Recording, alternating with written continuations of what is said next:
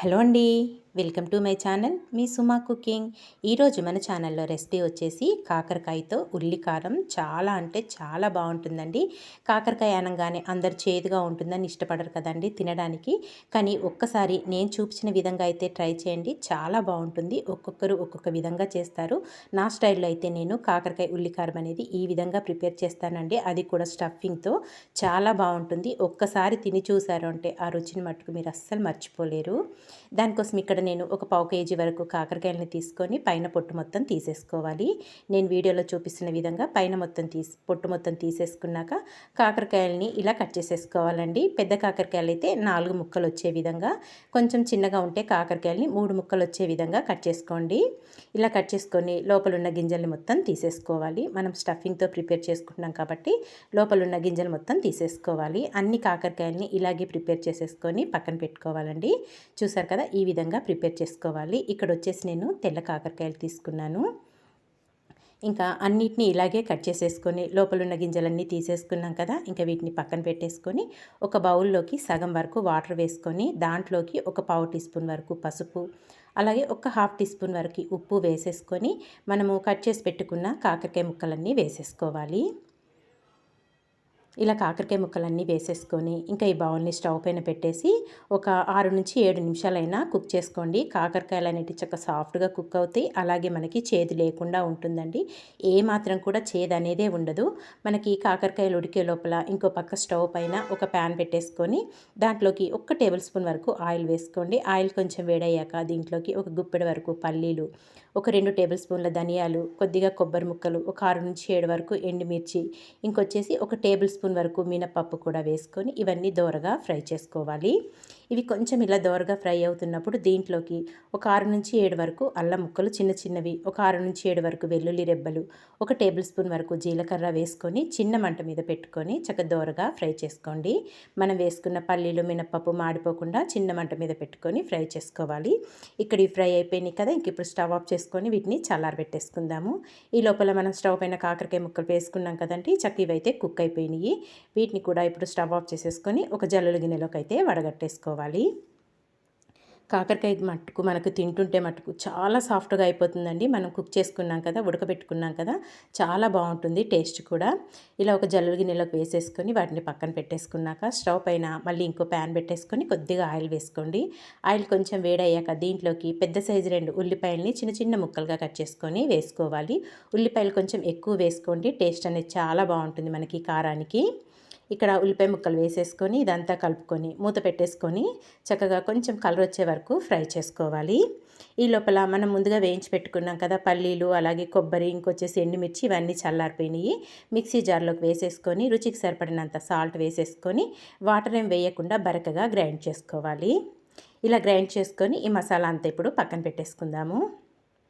ఈ లోపల ఉల్లిపాయలు అయితే కొంచెం కలర్ మారినాయి కదండి, ఇంక ఇప్పుడు వీటిని ఒక్కసారి కలుపుకొని దీంట్లోకి ఒక పావు టీ స్పూన్ వరకు పసుపు వేసుకోవాలి. పసుపు కూడా వేసేసుకొని మరొక 2 నిమిషాలు ఫ్రై చేసేసుకుందామండి. ఉల్లిపాయలు ఇంకాస్త కలర్ రావాలి మనకి. ఎవరైనా ఫస్ట్ టైం కనుక మన ఛానల్ని చూస్తుంటే ప్లీజ్ అండి మన ఛానల్ని సబ్స్క్రైబ్ చేసుకోండి. అలాగే మన ఛానల్లో veg, non veg, snack items అయితే చాలా పోస్ట్ చేశానండి. చాలా సింపుల్గా ప్రిపేర్ చేసుకునేటివి నేను ఎక్కువగా పోస్ట్ చేస్తుంటాను. వీలైతే అవి కూడా చూడటానికి ట్రై చేయండి. ఇక్కడ ఉల్లిపాయలు బాగా వేగిపోయినాయి కదా, దీంట్లోకి వచ్చేసి ఇప్పుడు మనం గ్రైండ్ చేసుకున్న పల్లీల కారం అంతా వేసేసుకోవాలి. ఇందులోకి మెయిన్ వచ్చేసి ఒక టేబుల్ స్పూన్ వరకు శనగపిండి వేసుకోండి. శనగపిండి వేసుకోవడం వల్ల ఈ ఉల్లికారం అనేది మరింత రుచిగా ఉంటుంది. ఒక టేబుల్ స్పూన్ వరకు శనగపిండి వేసుకున్నాక ఒక టేబుల్ స్పూన్ వరకు కారం కూడా వేసేసుకోవాలి. ఇలా వేసేసుకొని ఒక 2 నుంచి 3 నిమిషాలైనా చక్కగా ఈ ఆయిల్లోనే ఫ్రై చేసుకోవాలండి. మనం శనగపిండి వేసుకున్నాం కదా, అది మాడిపోకుండా మంచి ఫ్లేవర్ వచ్చేదాకా చక్కగా బాగా ఫ్రై చేసుకోవాలి. కలుపుకుంటూనే ఉండి ఫ్రై చేసుకోవాలి.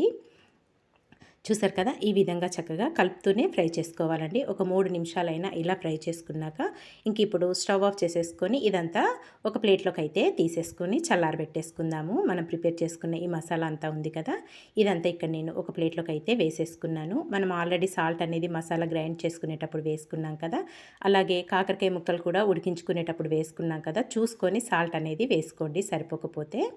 ఇంకా ఇదంతా కొంచెం చల్లారాక మనం ముందుగా ఉడకబెట్టుకున్నాం కదా కాకరకాయలు, ఆ కాకరకాయలకి ఈ స్టఫింగ్ అంతా చక్కగా పెట్టేసుకోవాలి. నేను వీడియోలో చూపిస్తున్న విధంగా చక్కగా ఇదంతా ఇలా పెట్టేసుకోవాలండి.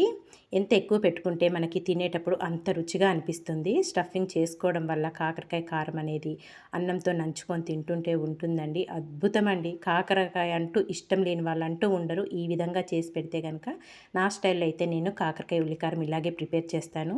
చేసిన ప్రతిసారి అయితే ఒక్క ముక్క కూడా మిగల్చకుండా తినేస్తారండి. ఇంట్లో వాళ్ళందరికీ కూడా అంత నచ్చుతుంది. అస్సలు ఏమాత్రం కూడా చేదనేదే ఉండదు. అన్నీ చక్కగా స్టఫింగ్ ఇలా ప్రిపేర్ చేసేసుకొని ఒక పక్కన పెట్టేసుకున్నాక మళ్ళీ స్టవ్ పైన ఒక ప్యాన్ కొని ఆయిల్ వేసుకోండి. ఆయిల్ వేడయ్యాక దాంట్లోకి ఒక 1/2 టీ స్పూన్ జీలకర్ర, 1/2 టీ స్పూన్ ఆవాలు, కొంచెం కరివేపాకు, ఒక 2 పచ్చిమిర్చిని సన్నగా బారుగా కట్ చేసుకొని వేసేసుకోవాలి. ఇదంతా ఒక నిమిషం పాటు ఫ్రై అయ్యాక మనం ప్రిపేర్ చేసి పెట్టుకున్నాం కదా ఈ కాకరకాయల స్టఫింగ్తోని ఇవన్నీ చక్కగా ఆయిల్లో వేసేసుకోవాలి. ఇలా వేసేసుకొని మనం ప్రిపేర్ చేసుకున్న మసాలా ఇంకా ఉంది కదండి, స్టఫింగ్ చేసుకోగా మిగిలిన మసాలాను కూడా చక్కగా ఈ కాకరకాయ ముక్కల మీద అయితే వేసేసుకోవాలి. ఇంకా ఇలా వేసేసుకొని కదపకుండా మూత పెట్టేసి ఒక 2-3 నిమిషాలు మగ్గించుకోవాలండి. కదపకుండానే మూత పెట్టేసుకోండి. ఒక 3 నిమిషాల తర్వాత అయితే మీకు చూపిస్తున్నాను. ఇప్పుడు కలుపుకుందాము చక్కగా మనము. ఇది వేగుతుంటేనే మనకి మంచి ఫ్లేవర్ అనేది వస్తుందండి. మనం శనగపిండి వేసుకున్నాము, అలాగే మినప్పప్పు, పల్లీలు ఇవన్నీ వేసుకున్నాం కదా, చాలా బాగుంటుందండి. అసలు ఆ వాసనకే కడుపు నిండిపోతుంది మనకి ఉల్లికారానికి. చాలా బాగుంటుంది. తప్పకుండా అయితే మీరు ట్రై చేయండి. ఇదంతా ఇలా కలుపుకుంటూ మధ్య మధ్యలో కలుపుకుంటూ ఒక 8-9 నిమిషాలైనా చక్కగా ఫ్రై చేసేసుకోవాలండి. చక్కగా పొడి పొడిగా వచ్చేస్తుంది మనకి కాకరకాయ ఉల్లికారం అనేది. మూత పెట్టేసుకొని మధ్య మధ్యలో కలుపుకుంటూ మగ్గించుకోవాలి. చూసారు కదా, ఇక్కడైతే కలర్ కూడా మారిపోయింది. కాకరకాయ కూడా చక్కగా ఫ్రై అయిపోయింది. ఇంక ఇప్పుడు ఇదంతా ఒక్కసారి కలుపుకున్నాక దీంట్లోకి కొద్దిగా బెల్లం వేసుకోండి లైట్గా. మనకి చేదు కూడా ఏమాత్రం కూడా ఇంకా తెలియదు అనమాట. లైట్గా వేసుకోండి, ఎక్కువ కాదు. కొద్దిగా బెల్లాన్ని వేసేసుకొని ఒక 1/2 టీ స్పూన్ వరకు గరం మసాలా కూడా వేసేసుకోవాలి. గరం మసాలా కూడా వేసుకున్నాక సన్నగా కట్ చేసుకున్న కొత్తిమీరను కూడా వేసేసుకొని మళ్ళీ ఇదంతా ఒక్కసారి బాగా మిక్స్ చేసేసుకుందాము. మనం బెల్లం వేసుకున్నాం కదా, మరొక 2 నిమిషాలు చిన్న మంట మీద పెట్టుకొని ఫ్రై చేసేసుకుందామండి. ఇదంతా కలుపుకొని చూస్తుంటేనే నోరు ఊరిపోతుంది కదా, చాలా బాగుంటుందండి. ఉత్తి మన ఈ కాకరకాయ ముక్కలే తినేయొచ్చు, అంత కమ్మగా ఉంటుంది మనకి ఫ్రై అనేది. ఇంకా ఇదంతా కలుపుకొని మూత పెట్టేసి ఒక 2 నిమిషాల వరకు మగ్గించేసుకుందాము. ఒక 2 నిమిషాల తర్వాత అయితే మీకు చూపిస్తున్నాను. ఇక్కడ మనకి వేడి వేడిగా కాకరకాయ ఉల్లికారం అయితే రెడీ అయిపోయింది. ఇంక ఇప్పుడు స్టవ్ ఆఫ్ చేసేసుకొని ఒక ప్లేట్లోకి సర్వ్ చేసేసుకోవడము. ఇంతేనండి, చాలా సింపుల్గా టేస్టీగా నా స్టైల్లో నేనైతే కాకరకాయ ఉల్లికారం ఇలాగే ప్రిపేర్ చేస్తాను. చాలా బాగుంటుంది. మీరు కూడా తప్పకుండా ఒకసారి ఈ విధంగా ట్రై చేయండి. ట్రై చేశాక మీకు ఎలా వచ్చిందో ఒక చిన్న కామెంట్ చేయడం మాత్రం మర్చిపోవద్దు. కాకరకాయ ముక్క నోట్లో పెట్టుకుంటే అలా మెల్ట్ అయిపోతుందండి. చక్కగా ఆయిల్లో మగ్గింది. మనం మళ్ళీ ఇంకా దాన్ని ఉడకబెట్టుకొని ప్రిపేర్ చేసుకున్నాం కదా, అలా స్టఫింగ్తో తింటుంటే మట్టుకు అద్దిరిపోతుందండి. తప్పకుండా ఈ రెసిపీని ట్రై చేయండి. ట్రై చేశాక మీకు ఎలా వచ్చిందో ఒక చిన్న కామెంట్ చేయండి. ఇలాంటి మంచి మంచి వీడియోస్ కోసం వెంటనే మన ఛానల్ని సబ్స్క్రైబ్ చేసుకోండి ఫ్రెండ్స్. వీడియో నచ్చితే మీ ఫ్రెండ్స్కి, రిలేటివ్స్కి కూడా షేర్ చేసేయండి. ఒక కాకరకాయ చూపిస్తాను చూడండి, ఎంత సాఫ్ట్గా మగ్గిందో మనకి. చూసారా ఎంత బాగా కనిపిస్తుందో, టేస్ట్ కూడా అంతే రుచిగా ఉంటుందండి. మరి ఇంకెందుకు ఆలస్యం, తప్పకుండా అస్సలు మిస్ అవ్వకుండా ట్రై చేయండి. ట్రై చేశాక ఎలా వచ్చిందో కామెంట్ చేయండి. Thank for watching friends. Bye bye.